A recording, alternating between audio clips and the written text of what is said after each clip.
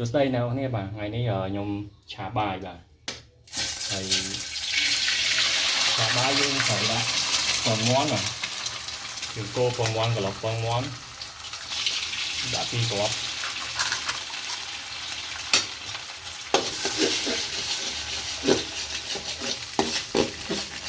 តោះមកកន្លុកវាឲ្យស្ងួតបាទ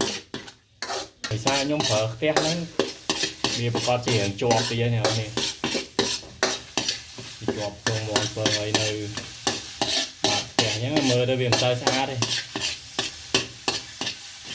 បើសិនជាយើងចង់ឆាបាយដែលស្អាត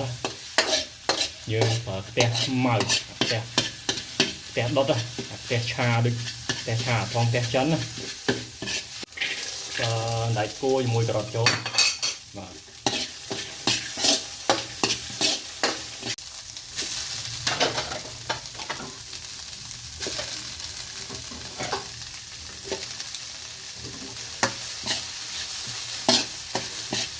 បាយឆាដែលល្អអ្នកនរដាំបាយស្គាល់បាយយើងស្ងួតតិចបើបាយ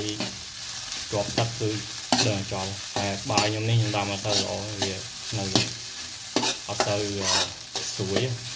យើងដាំបាយតយើងស្រួយតិចមកឆាបាយល្អបាទតមកដាក់សាច់ចូលបាទសាច់គោបាទ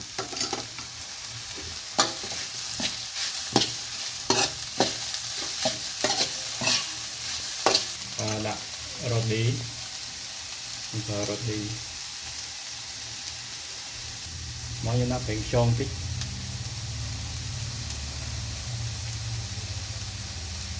បាទយើងក៏ផ្ទះនេះវាស្អិតទីហើយណាមួយភ្លើងរបស់យើងវាតម្លើងអត់តកម្រិតរបស់វាអញ្ចឹង